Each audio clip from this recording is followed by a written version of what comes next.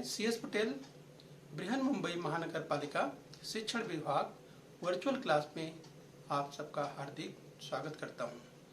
बच्चों, वैश्विक महामारी के चलते इस वर्ष का अध्ययन अध्यापन का कार्यक्रम प्रभावित हो रहा है। ऐसे में हमारी बृहन मुंबई महानगर पालिका ने प्रत्येक विद्यार्थी तक ऑनलाइन टीचिंग पहुंचाने का प्रयास शुरू कर दिया है। तो बच्चों, कक्षा 8वीं में आज हम बात करेंगे भूगोल की यानी ज्योग्राफी की बात करेंगे। तो बच्चों, आज का विषय है भूगोल यानी ज्योग्राफी। तो बच्चों, कक्षा 8वीं में आज हम पढ़ेंगे उद्योग भाग 1 यानी इंडस्ट्री पार्ट 1 की बात करेंगे। तो बच्चों, मैं CS Patel virtual training centre MCGM Mumbai से। तो चलिए बच्चों, आज हम पढ़ने वाले हैं उद्योग यानी इंडस्ट्री की बात करेंगे। तो चलिए बच्चों, आपके सामने स्क्रीन पर एक चित्र दिखाई दे रहा है। चित्र को आपको ध्यान से देखना है। इसमें देखिए 2 उद्योगों में होने वाली सिलसिलेवार प्रक्रियाओं को दिखाया गया है। तो बच्चों, उनका निरीक्षण कीजिए और प्रत्येक चित्र के नीचे चौखट में क्रमांक लिखकर प्रक्रिया को इस क्रम से लिखने का प्रयास कीजिए। तो चलिए बच्चों, अगर हम देखें यहाँ पर आप देख सकते हैं बच्चों, कुल 6 चित्र आपको दिखाई दे रहे हैं। 1 2 3 4 5 6। तो जरा ध्यान से देखिए। तो बच्चों, आप याद कीजिए, पहचानने का प्रयास कीजिए। अगर हम बात करें तो आप देख सकते हैं बच्चों, इस चित्र को आप पहचान रहे होंगे। बच्चों, तो आप इसे पहचान लिया होगा, ये गन्ना है। ठीक है बच्चों। और बच्चों, यहाँ पर भी इस चित्र को आप पहचान रहे होंगे। तो ये चित्र आप पहचान रहे होंगे बच्चों। अगर हम कपड़ा की बात करें, जहाँ मिलों में कपड़ा तैयार किया जाता है, वो आप देख पा रहे हैं। और बच्चों, ये भी आप चित्र देखकर पहचान पा रहे होंगे। बच्चों, आप देखिए किस तरह से अगर कपास की बात करें, तो कपास से संबंधित जो कार्य है वो आप देख पा रहे हैं। इस चित्र को अगर बच्चों आप ध्यान से पहचानिए तो आप पहचान पा रहे हैं। यहाँ पर देखिए, अगर हम बात करें चीनी की बात करें, शक्कर की बात करें, तो आप देख सकते हैं उसका उत्पादन हो रहा है। और यहाँ पर आप देखिए तो आपको बच्चों कपास की खेती दिखाई दे रही है। और यहाँ पर आप देखिए इस चित्र में, तो आपको यहाँ पर इस गाड़ी में यानी जो ट्रक है, व्हीकल है, उसमें आप देख सकते हैं गन्ना लदा हुआ है। यानी बच्चों ये मिल है। इसका संबंध शक्कर बनाने से ही है, लेकिन यहाँ पर गन्ना आप देख सकते हैं। तो ये मिल आपको दिखाई दे रही। तो अब बच्चों आपको समझ में आ रहा होगा, राइट। तो अब आप याद कीजिए। तो आप समझने का प्रयास कीजिए। अगर हम बात करें तो इससे संबंधित जो प्रश्न है, तो चलिए इससे संबंधित प्रश्न ले लेते हैं। अब बच्चों, चित्र वही है, आपको ध्यान देना है। इन उद्योगों के नाम बताओ। बच्चों, इन उद्योगों की अगर बात करें तो आपने देखा बच्चों, आपने देखा कि अगर हम बात करें शक्कर उद्योग की बात करें, जो कि गन्ना आप देख सकते हैं, तो गन्ने से शक्कर तैयार होता है। तो चलिए शक्कर उद्योग हो गया। और दूसरा बच्चों आपने देखा कि कपास से वस्त्र बनता है, कपड़ा बनता है, तो ये हो गया वस्त्र उद्योग। बच्चों, तो ये आपने देखा। तो इस तरह से अगर कच्चे माल की बात करें, शक्कर उद्योग में बच्चों जहां आप देखते हैं गन्ना जो है लगता है कच्चे माल के रूप में। और वहीं बच्चों अगर बात करें हम वस्त्र उद्योग की, तो जिसमें देखते हैं आप कपास जो है वो बड़े पैमाने पर लगता है। बच्चों, इसे हमें ध्यान रखना है। तो बच्चों, तो इस तरह से इसे अगर हम शक्कर की बात करें तो इसे आप इस तरह से नंबरिंग कर सकते हैं। बच्चों, 1 नंबर इसे आप दे सकते हैं, 2 नंबर इसे दे सकते हैं, और 3 नंबर इसे दे सकते हैं। यहाँ पर शक्कर के उत्पादन को लेकर के। और इसी तरह से अगर हम बात करें अगर वस्त्र उद्योग की बात करें, तो इस तरह से 1 नंबर इसे दे सकते हैं, और इसके बाद 2 नंबर इसे आप देंगे, और इसके बाद 3 नंबर इसे आप देंगे। इस तरह से बच्चों आपको ध्यान रखना है। तो चलिए इससे संबंधित अगर हम बात करें बच्चों, इन उद्योगों में कौन सा कच्चा माल लगता है, तो कच्चे माल की बात की, जहां एक और शक्कर उद्योग में आपने देखा गन्ना लगता है, वहीं आपने देखा वस्त्र उद्योग में कपास आपने देखा। कच्चे माल का रूपांतरण पक्के माल में कैसे होता है, तो बच्चों यहाँ पर प्रक्रिया की जाती है, प्रोसेसिंग की जाती है। ये हम पहले की कक्षाओं में भी पढ़ चुके हैं। इससे किस तरह से कच्चे माल पर प्रोसेसिंग अर्थात प्रक्रिया करके पक्का माल तैयार किया जाता है। कच्चे माल का पक्के माल में रूपांतर करने की आवश्यकता क्यों पड़ती है? जिस बच्चों, चूंकि मानव की आवश्यकता और आवश्यकता को पूर्ति करने के लिए जो है, इस बच्चों अगर औद्योगिकरण की बात करें तो उसी संदर्भ में आप समझ सकते हैं कि किस तरह से कच्चे माल का पक्के माल में रूपांतर करने की आवश्यकता पड़ती है। तो ये मानव की आवश्यकता को पूरा करने के लिए इसकी जरूरत पड़ती है। इस बच्चों, तो आपने इन चित्रों को समझ लिया है। आइए इसी क्रम में और आगे बढ़ते हैं। तो बच्चों, उद्योगों के द्वारा कच्चे माल का रूपांतरण पक्के माल में किया जाता है। यह प्रक्रिया कारखानों में होती है। पक्का माल टिकाऊ, अधिक उपयोगी एवं मूल्यवर्धित होता है। उद्योग अथवा कारखानेदारी द्वितीयक व्यवसायों में आते हैं। राइट, तो ध्यान रखना बच्चों, हम बात कर रहे हैं इस उद्योग की बात कर रहे हैं। तो पक्का माल टिकाऊ, अधिक उपयोगी एवं मूल्यवर्धित होता है, हमें ध्यान रखना है। और इस तरह से बच्चों अगर बात करें उद्योग अथवा कारखानेदारी की बात करें तो ये द्वितीयक व्यवसायों में इसे शामिल किया जाता है, ये हमें ध्यान रखना है। आज बच्चे इसी क्रम में और हम आगे समझने का प्रयास करेंगे। उद्योगों के कारण मनुष्य के आर्थिक विकास को बढ़ावा मिलता है।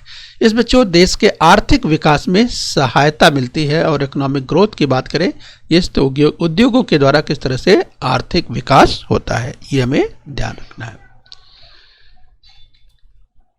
बच्चों, उद्योगों के स्थानीयकरण के कारकों की बात करें, factors affecting the location of an industry की बात करें तो चलिए बच्चों, यहाँ पर आप देख सकते हैं, जरा ध्यान से देखिए। यहाँ पर आपको ये महामार्ग दिखाई दे रहा है, यहाँ आपको जलाशय दिखाई दे रहा है, ये नदी आपको दिखाई दे रही है, कृषि माल, श्रमिक आपूर्ति, यहाँ बाजार दिखाई दे रहा है, ऊर्जा, और यहाँ पर आपको लौह मार्ग अर्थात रेलवे का रूट दिखाई दे रहा है। यहाँ पर आपको खनिज अर्थात मिनरल्स, यहाँ पर वन और जल की आपूर्ति यहाँ से हो जा रही है।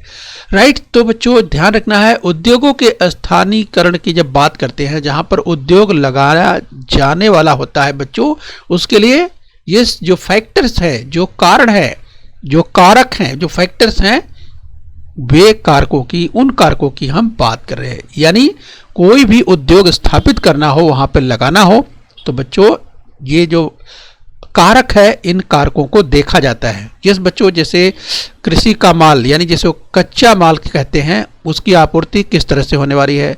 श्रमिक यानी लेबर जिसे कहते हैं श्रमिक, वो क्या पर्याप्त मात्रा में उपलब्ध है। बाजार, इसके बाद उत्पादन के बाद, प्रोडक्शन के बाद बाजार कहाँ पर बेचा जाएगा। इसके लिए एनर्जी की जो जरूरत पड़ेगी उद्योग के लिए, वो इसके साथ साथ जो ट्रांसपोर्टेशन की बात करते हैं, तो क्या महामार्ग यानी जो है सड़कों की बात करें, अच्छी सड़कें हैं, या रेलवे का रूट है जिसका उपयोग बड़े पैमाने पर ट्रांसपोर्टेशन के लिए किया जाने वाला है, या खनिज की बात करें, वन की बात करें, और इसके बाद जल की आपूर्ति कहाँ से होने वाली है। तो ये सब क्या है बच्चों, उद्योगों के स्थानीयकरण के कारक है, जो कि कहाँ पर, यानी जो उद्योग स्थापित किए जाएंगे, तो इन महत्वपूर्ण कारकों की ओर ध्यान दिया जाता है।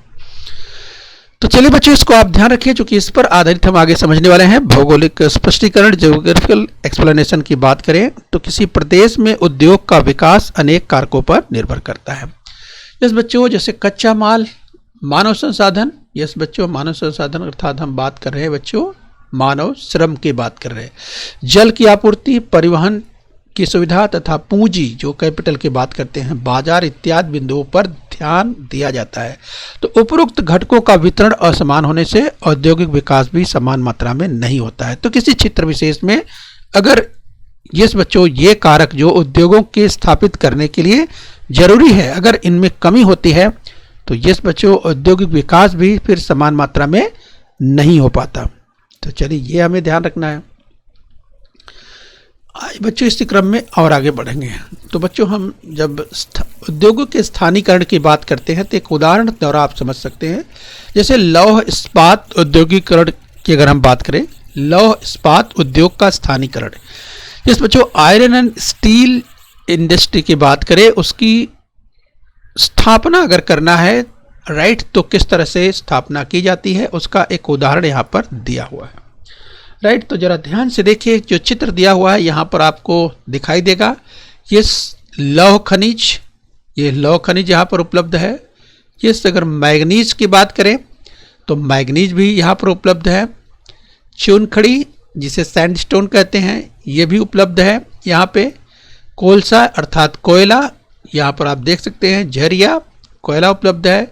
और अगर लौह की बात करें, स्टील की बात करें जिस बच्चों, तो यहाँ पर आसनसोल देख सकते हैं, जमशेदपुर यहाँ पर से उपलब्ध हो जाएगा।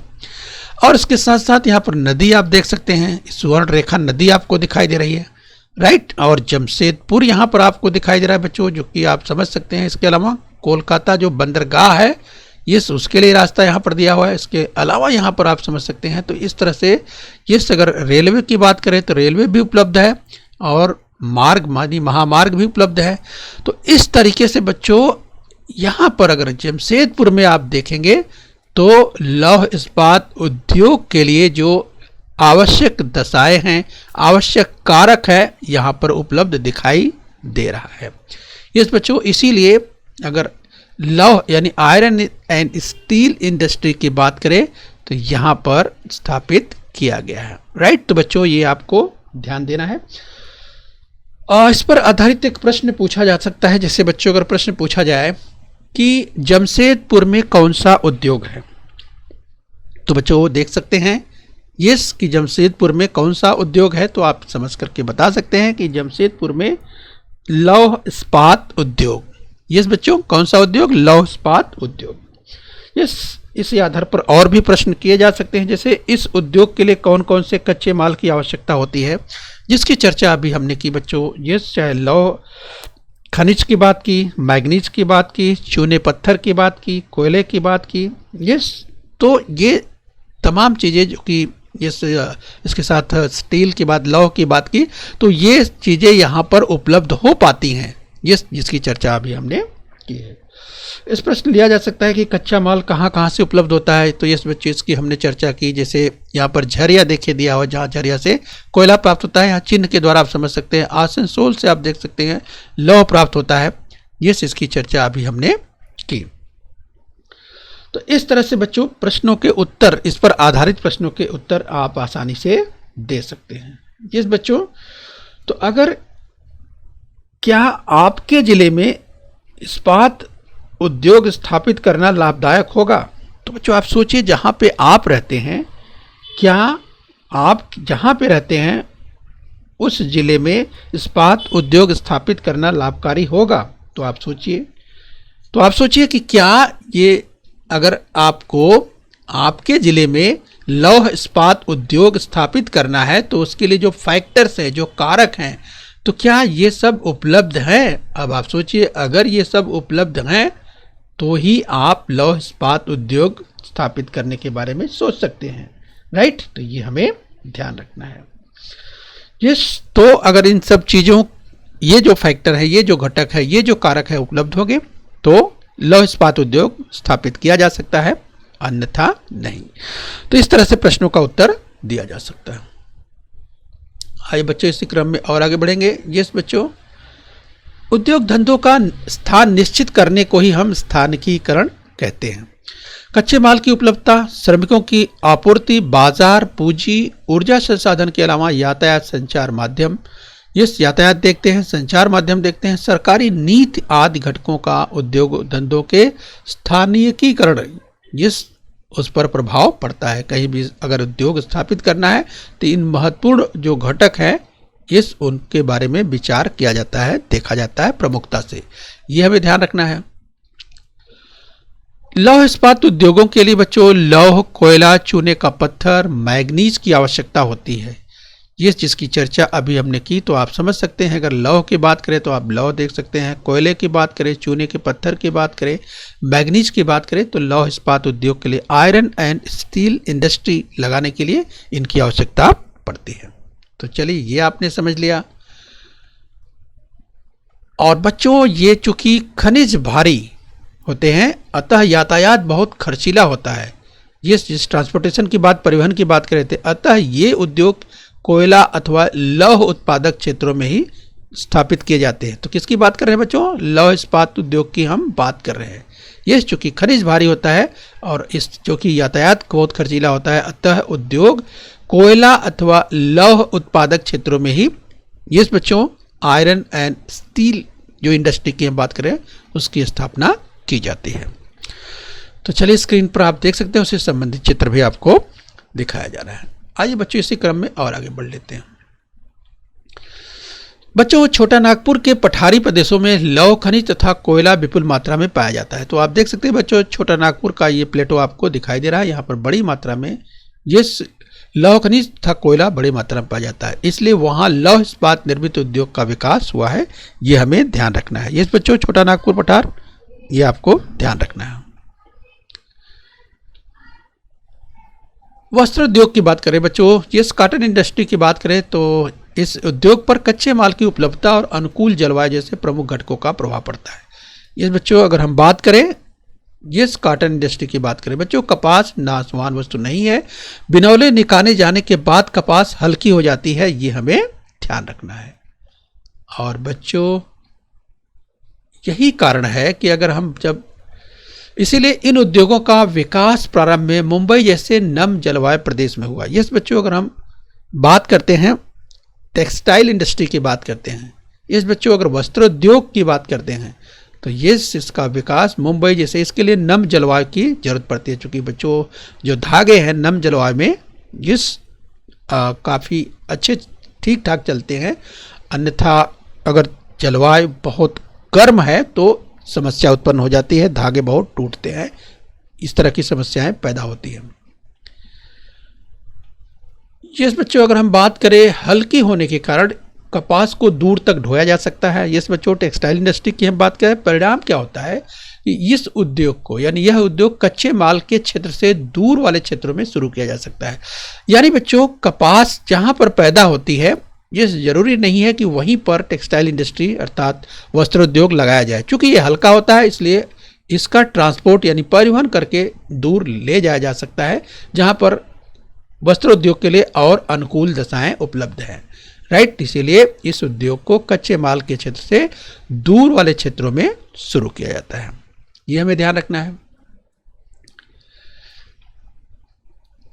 तो बच्चों नम जलवायु की हम जो बात कर रहे थे कि नम जलवायु में कपास के लंबे धागे निकलते हैं तथा धागा टूटने की मात्रा भी कम रहती है।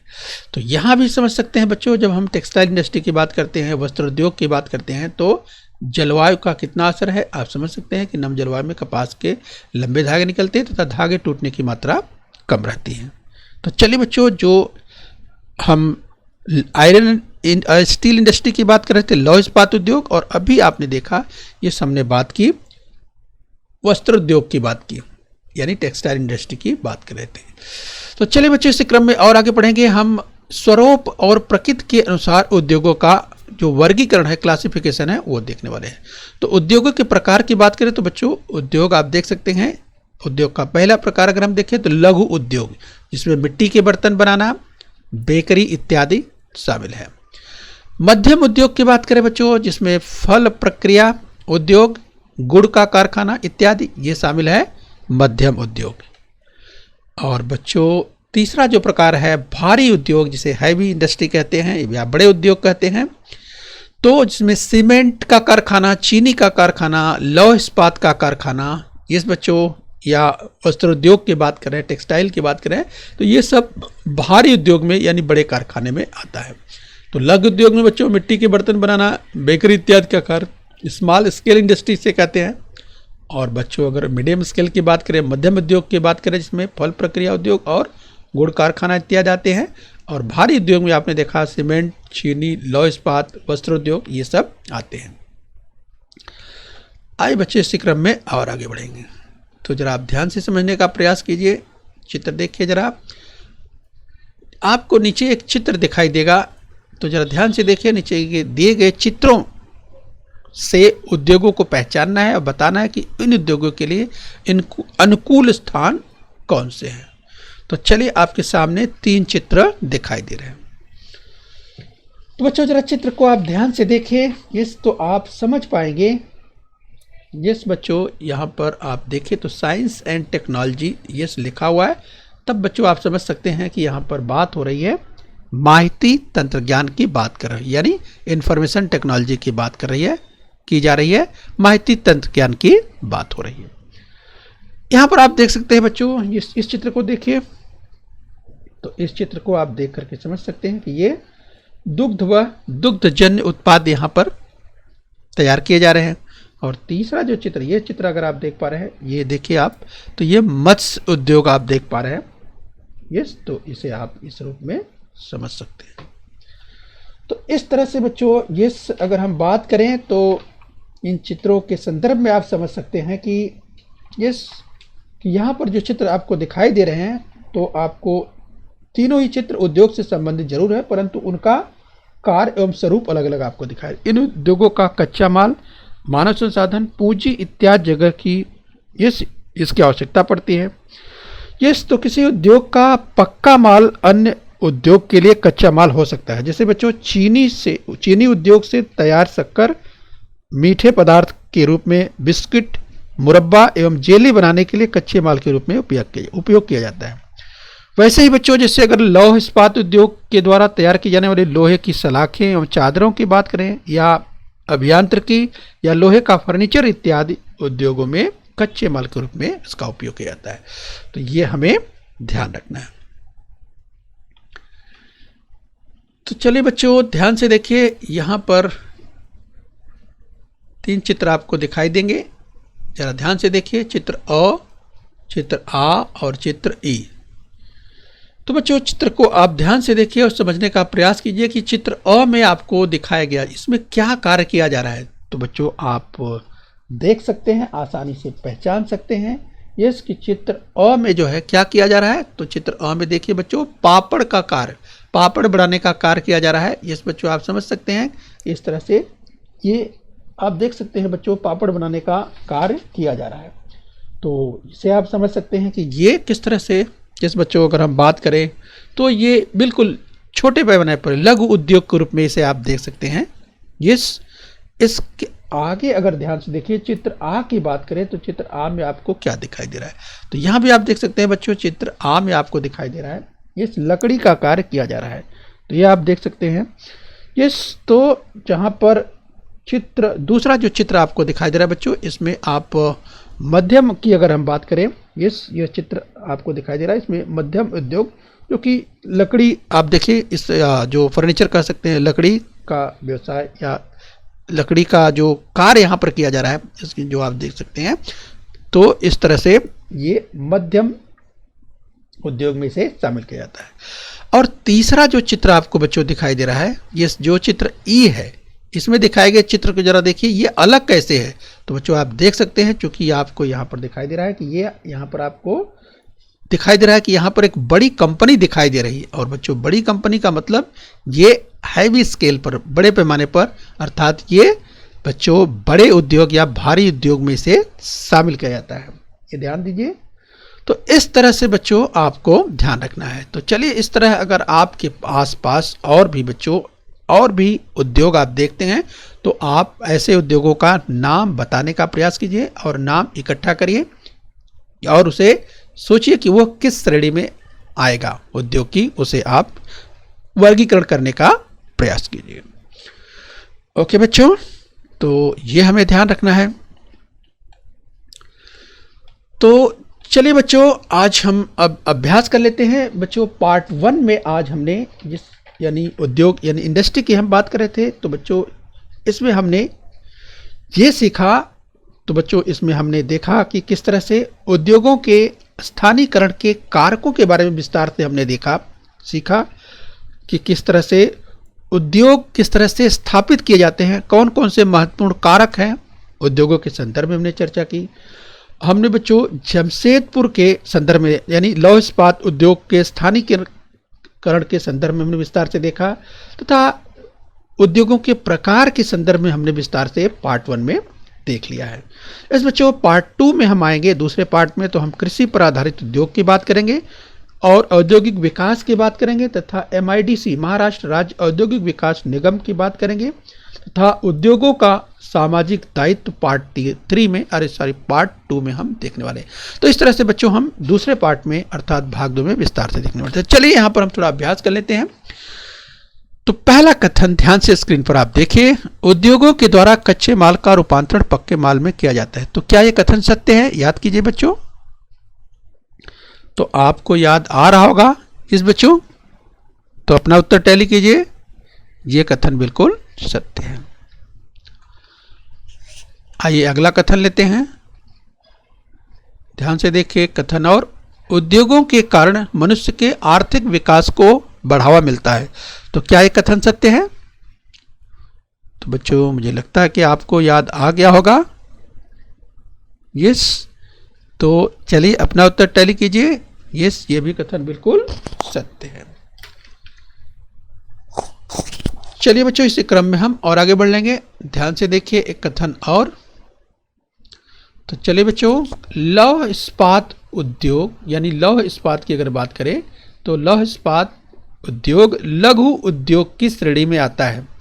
तो बच्चों, लौह इस्पात उद्योग लघु उद्योग की श्रेणी में आता है। क्या ये कथन सत्य है?